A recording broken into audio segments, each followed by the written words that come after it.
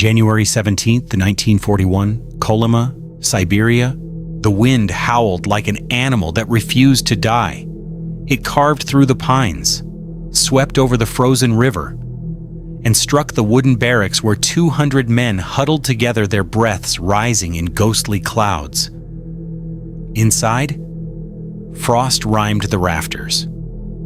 A weak oil lamp flickered, illuminating faces hollowed by hunger and disbelief. Sergei Petrovich, prisoner number B32417, sat on the lowest bunk.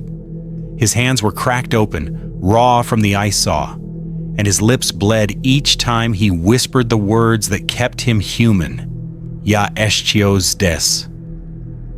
I am still here. He had arrived 2 winters ago, sentenced under Article 58 for anti-Soviet agitation, his crime. A poem written for a friend who disappeared before he could read it. Outside, the temperature had fallen to -50. Guards walked the perimeter in fur hats, rifles slung over shoulders. The snow reflected the light of the watchtowers, creating an illusion of day that never came. Inside the camp, the experiment had begun, though none of the men knew they were part of one. The first signs were subtle. Food rations changed, watery soup thickened with unknown powder, bread that smelled faintly of kerosene. Sleep schedules shortened. Prisoners were made to dig trenches through permafrost for 16 hours at a time, then stand at attention for another 2. Any who collapsed were thrown into the ice pit, a trench where they were left overnight to cool their thoughts. By morning, those who survived were brought back, trembling, their eyes wide and empty. Rumors spread like frost through the camp. Some said the commissars in Magadan were studying psychological thresholds. Others whispered of a man named Dr. Naumov, a civilian scientist who came twice a month with notebooks, standing silently as the men worked. His assistants, dressed in white parkas, collected samples: blood, urine, sometimes small fragments of skin taken from frostbite wounds. No one dared to ask why. Sergei first saw Naumov during roll call. The doctor stood apart from the guards, expressionless, his glasses fogging with his breath. When the wind tore through the ranks, he didn't flinch. He wrote something in his notebook, then pointed at a prisoner who had coughed too loudly. The man was taken away. He never returned. At night, the barracks groaned. Wood contracted in the cold. Nails screamed in their sockets. Men whispered to the walls, some praying, others confessing, as if the wood itself might remember them when the snow buried everything else. Sergei listened. Each voice was a thread connecting them, however thin. But the threads began to snap, one by one. In February, the camp commander, Major Vasilyev, announced a resilience program. 50 men were chosen. Sergei was among them. They were stripped, doused in icy water, and left standing outside for hours, forced to recite lines from the party manifesto. Guards watched with clipboards. Dr. Naumov took notes. When one man fell, the others were ordered to lift him not out of mercy, but because the doctor needed the full set to finish his data. Some begged for execution. Others sang songs from their villages, broken, slurred melodies that turned into coughing fits. One night, Sergei dreamed of warmth. He saw his wife, Anna, in their kitchen in Leningrad, stirring soup. Her face glowed in the lamplight. But when he reached for her, her skin turned to ice and shattered. He woke with frost on his eyelashes and a scream frozen in his throat. By March, the camp's death count had doubled. Bodies were stacked near the river, awaiting thaw. The guards joked that when the snow melted, the dead would walk home. But beneath the silence, something deeper was happening. Men began to forget their names. They stared at their hands and didn't recognize them. Dr. Naumov wrote to Moscow subject, "Endurance surpasses expectation. The human organism continues to function beyond anticipated psychological collapse. Further exposure required. In the barracks," Sergei whispered again, "I am still here." But when he said it now, he wasn't sure who he was talking to. March 4, 1941, Kolyma. The sky was a dead gray, the color of frozen iron. Snow fell in sheets so thick that the guard towers vanished into whiteness, somewhere beyond the wall. A river murmured beneath its crust of ice, the only sound that wasn't human, inside the compound. The men lined up for morning inspection, their boots stiff as stone, their breath forming brief ghosts that vanished as quickly as they appeared. Sergei couldn't feel his feet. He had stopped feeling them weeks ago. The only proof they were still attached was the dull ache when he moved. Around him, the others swayed in silence. Ivan the tailor muttered verses from the gospel under his breath. Beside him, Mikhail the bookkeeper stared ahead with a blank, unblinking calm. Major Vasiliev stepped out of his office, his coat collar turned up against the wind. He carried a clipboard, though everyone knew it was the doctor who decided who lived or died. Behind him came Dr. Naumov, as always in his white parka, a single fountain pen in his gloved hand. His boots barely sank into the snow. He stopped in front of Sergei. "Name," the doctor said. "Sergei Petrovich." Naumov studied him for a moment. Then, without warning, he reached forward and pressed 2 fingers against Sergei's cheek. The touch burned like fire. "Still reactive," he said quietly. "Keep him in the next group." That afternoon, Sergei and 9 others were loaded onto a sled truck, an open wooden platform dragged by 2 half-starved horses. They were taken east, deeper into the tundra, to a site that hadn't been used before. When they arrived, Sergei saw 4 new barracks, smaller, isolated. Smoke rose from a chimney attached to a corrugated metal hut, the lab, as one guard called it. Inside, the walls were lined with instruments, barometers, pulse readers, thermometers, and rows of small glass jars filled with preserved tissue. The air smelled of alcohol and something sour, something alive. Dr. Naumov's assistant, a woman in a gray uniform, took notes as the doctor spoke. "These subjects have passed the second phase of endurance. We will now observe emotional response after prolonged sensory deprivation." That night, the experiment began. Each prisoner was locked alone in a narrow cell, no window, no sound except the creak of wood and the wind gnawing outside. The walls were painted black. Food was delivered through a slit in the door once every 24 hours. No voices, no faces, only darkness. On the 3rd day, Sergei began to hear footsteps that weren't there. Sometimes it was Anna's voice calling from the other side of the door. Sometimes it was his own, whispering back. His mind fractured into echoes. He tried to count the seconds, but time slipped away, folding over itself like snow in a storm. By the 5th day, one prisoner, a man named Yuri, a former teacher from Kiev, began screaming. He screamed until his voice broke, then laughed until his teeth rattled. When guards opened the door, he lunged at them, eyes glassy, fingernails torn to the bone. They dragged him out. The next morning, Dr. Naumov recorded Subject 12 displays irreversible psychotic dissociation. Termination authorized. Sergei lasted 9 days. When the door finally opened, light hit him like a blow. He fell forward, his eyes watering, hands shaking uncontrollably. "Look at him," Naumov said. "He's learned silence. This is how the mind survives when stripped of everything but breath." The doctor ordered another phase. The remaining men were taken to a frozen trench lined with wooden stakes, each stake topped with a tin cup. Guards poured water into the cups, which froze instantly. "Each man will guard his cup," the major announced. "If the ice melts, you will be shot." It was absurd, but no one laughed. For 3 days, they stood, watching the frozen cups while the wind sliced through their coats. Sergei began to understand the point wasn't obedience.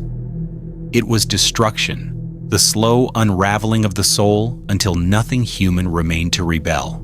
On the 4th night, Sergei's cup cracked from the cold. A guard saw it and raised his rifle, but Naumov stopped him. "Not yet," he said. "We'll see how far he bends." By morning, Sergei's hands were black with frostbite. Still, he stood, staring at the shattered ice. Something in him had broken, but he didn't know what. In his journal, Naumov wrote subject displays post-collapse stability. He no longer distinguishes command from instinct. Recommend continuation. When they were finally returned to the main camp, the other prisoners didn't recognize them. Their faces were gray, eyes unfocused, speech reduced to murmurs. One man tried to pray but couldn't remember the words. Another smiled when a guard struck him. Sergei sat on his bunk, staring at the frost forming on the ceiling beams. He tried to recall his wife's face, but all he could see was the color of snow, endless, devouring, merciless. That night, as the blizzard raged outside, a guard walked the perimeter, muttering that the camp was quiet, now too quiet. Inside, Sergei whispered the last words he still remembered. "Ja eshcho zdes." But even as he said it, he no longer believed it. March 23, 1941. Kolyma. The snow had stopped falling, but the silence that followed was heavier than any storm. It pressed against the camp like an invisible weight, smothering the faintest sound, a cough, a breath, the rustle of straw. Even the guards moved quietly now, as if afraid to wake something buried beneath the ice. Dr. Naumov's resilience unit had been reduced from 50 men to 21. The rest were buried in shallow pits beyond the fence, their bodies preserved by the permafrost frozen testimonies no one would ever read. Every few days, the doctor's sled arrived from the outpost. His white parka glimmered against the gray horizon, ghost-like, untouchable. He always brought new sheets of paper, a portable radio, and a metal box filled with glass vials. The guards joked that he was the man who could weigh a soul. By late March, the next phase began. It was called the isolation of identity. The prisoners were assigned numbers, their old ones replaced, names were forbidden. Any man caught speaking his own was beaten. Each day, they were forced to recite phrases from the party doctrine in unison, 50 identical voices repeating meaning they no longer understood. Sergei was now Unit 27. He answered to it automatically. His reflection in the metal bowl during meals was thin, unfamiliar, a stranger wearing his face. The guards didn't see men anymore, only data. On the 7th night, Naumov conducted his first identity recall test, one by one. The prisoners were brought into the laboratory. The walls were lined with instruments humming softly. At the center stood a table covered in white cloth. "Repeat your name," the doctor said to the first man.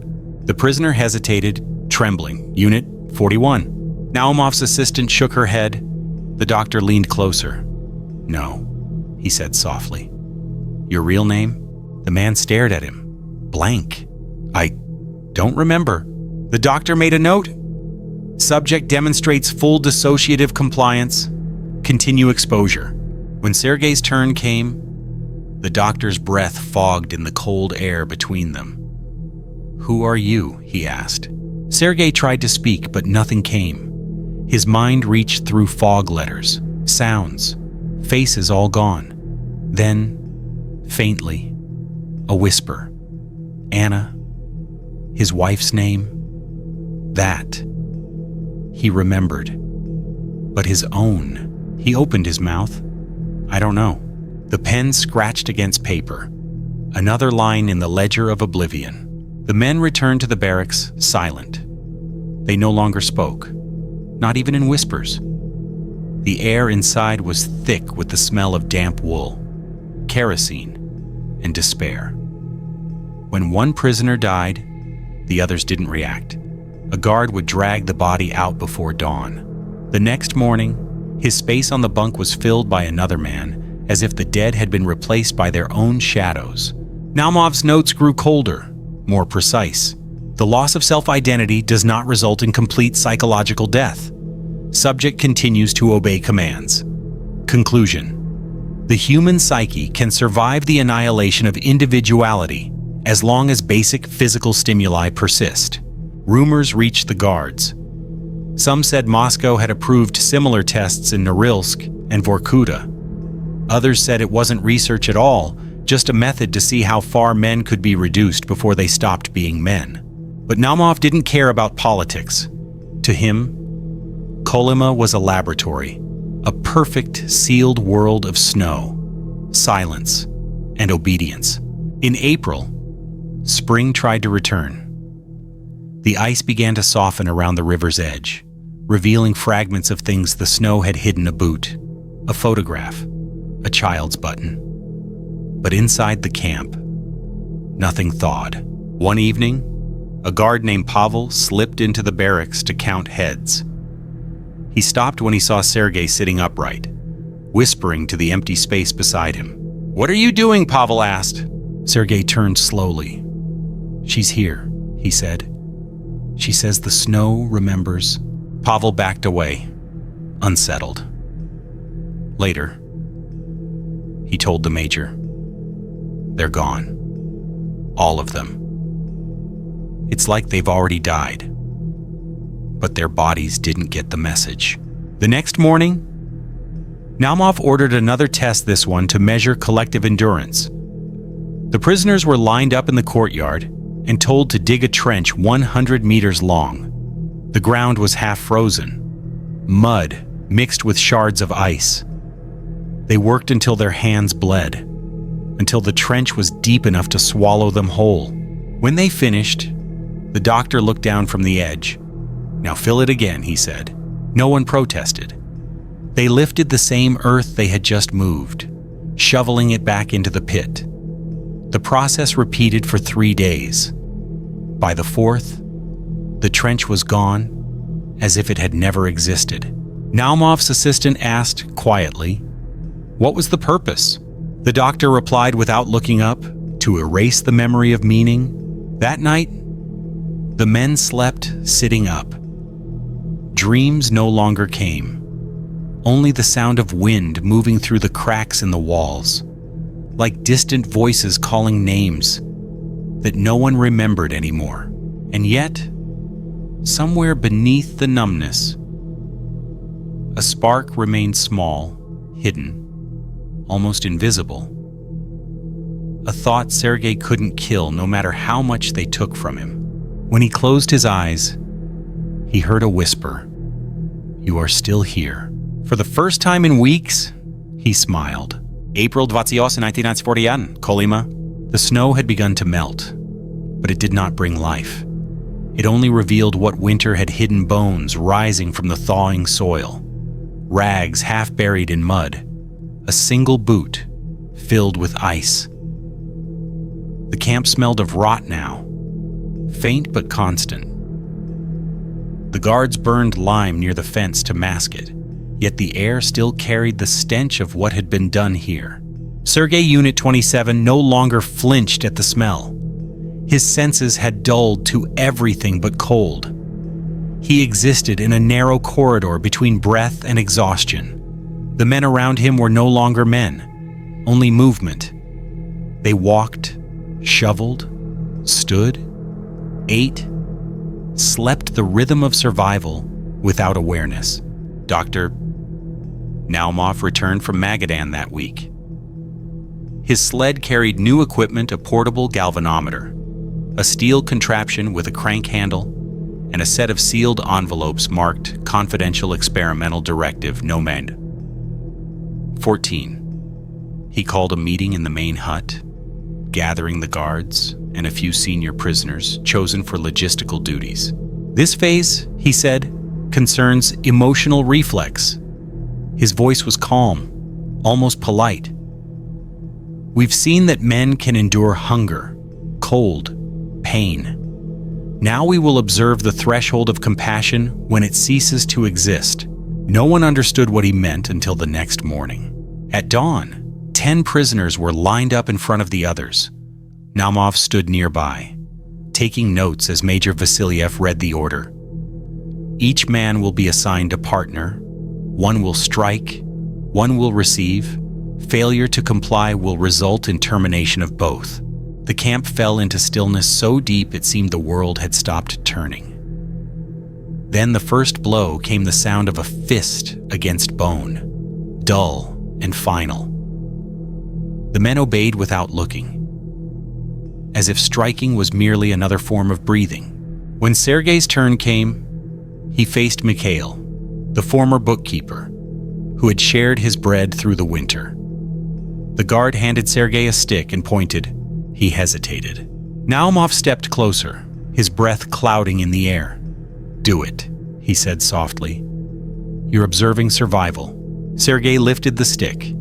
Mikhail looked at him, eyes empty of plea or anger, just a quiet understanding, a silent permission. The first strike broke the skin. The second drew blood. The third, something inside Sergei broke. Too. Not his will, but the fragile thread that had kept him human. Naumov smiled faintly, writing, "Subject displays controlled dissociation under forced empathy inversion. Indicates full moral collapse without cognitive dysfunction." When it ended, Mikhail collapsed into the snow, his breath shallow.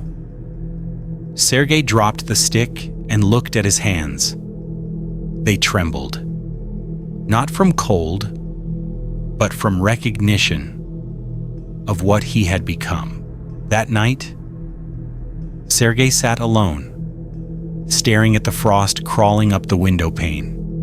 He wanted to speak, to confess, but there were no words left, only the sound of his own heartbeat, slow and hollow.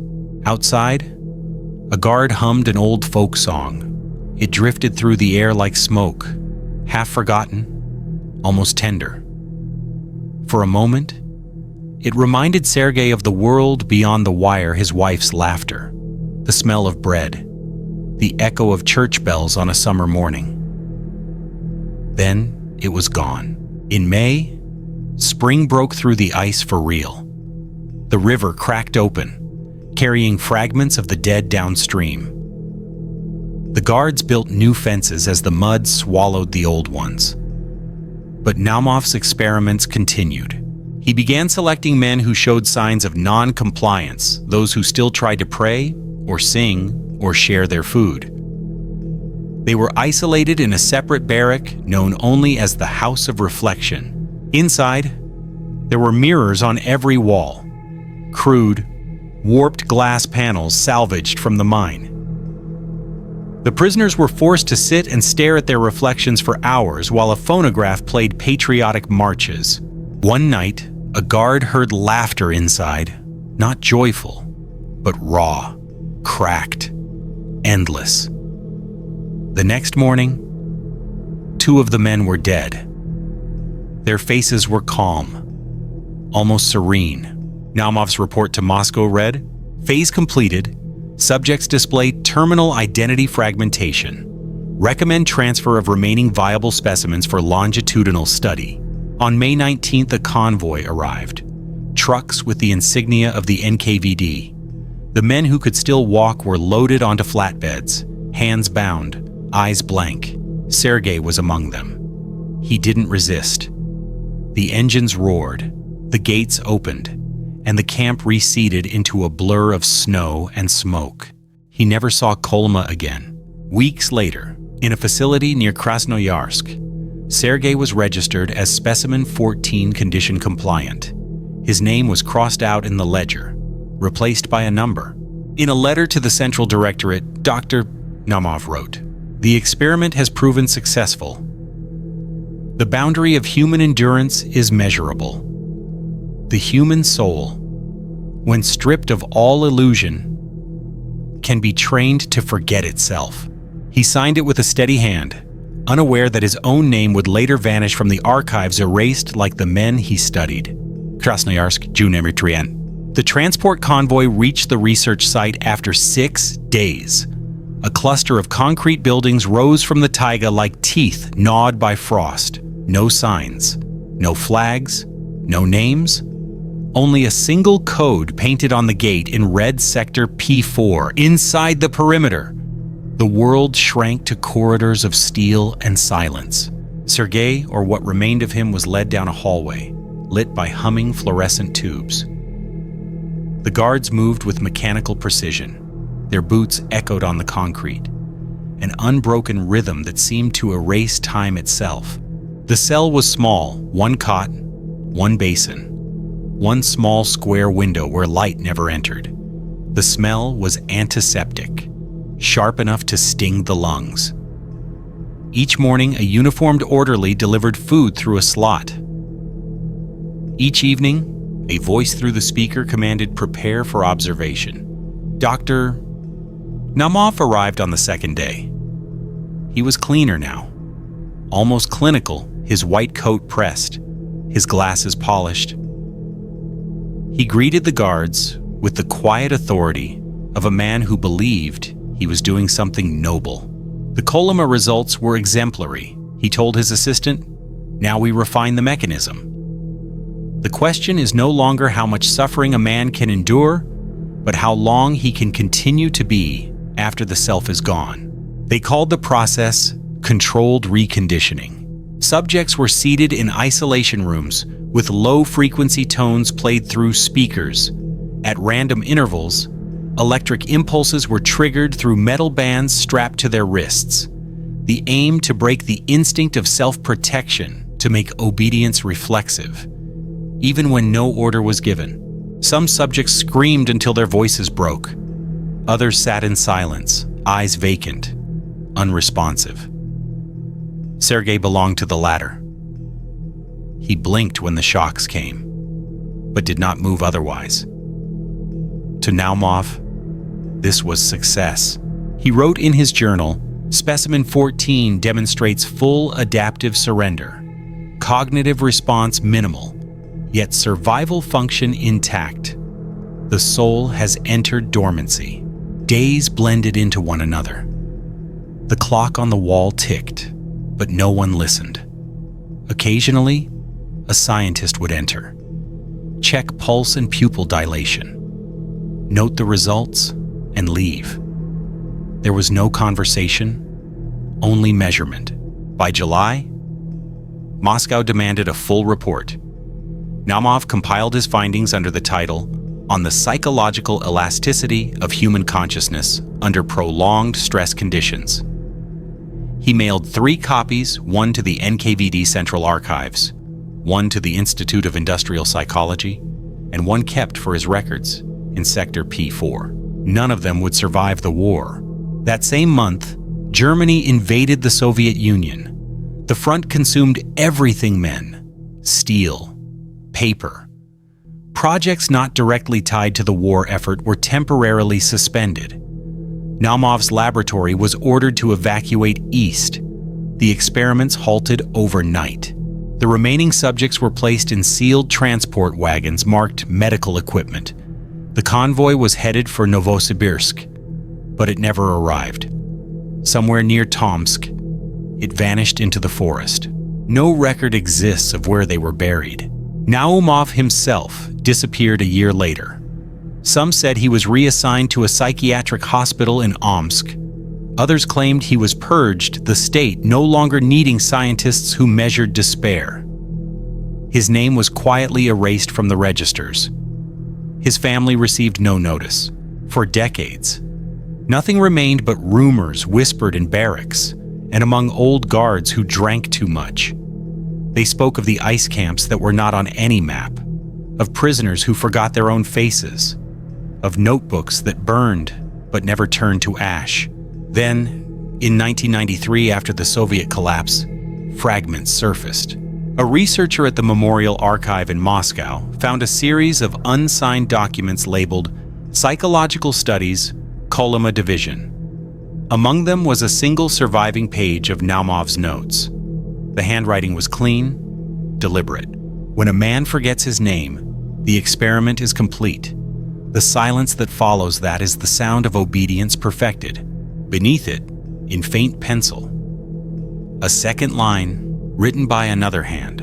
And yet, one man whispered that he was still here. Sergei's name was never found, but in a 1957 declassification memo, a list of unidentified subjects included one line: smudged but legible specimen 14, survival undetermined.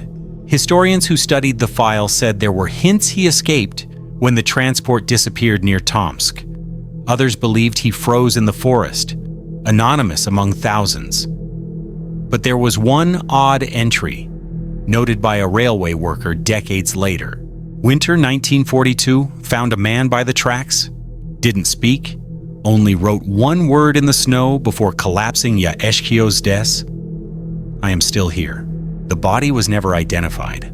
Between 1930 and 1953, more than 18 million people passed through the Soviet Gulag system. Over 1.6 million died from starvation, cold, exhaustion, or execution. Kolyma alone claimed an estimated 250,000 lives, though exact numbers remain uncertain, buried beneath snow and silence. Of the psychological experiments conducted in Siberian camps, almost nothing survives in the official record. Soviet archives list them under vague research terms: resilience studies, adaptation projects, behavioral trials. The truth lies between these words, the attempt to quantify the breaking of the human spirit. No photographs exist of Dr. Naumov. No grave bears his name, only the notes, the rumors, and the testimonies of survivors who spoke in trembling voices before dying in obscurity. Today, the permafrost still shifts, releasing bones and relics each summer. The land remembers what men tried to erase. What do you think? Can a state erase not just the bodies, but the memory of the souls it tried to break? Let us know your thoughts in the comments.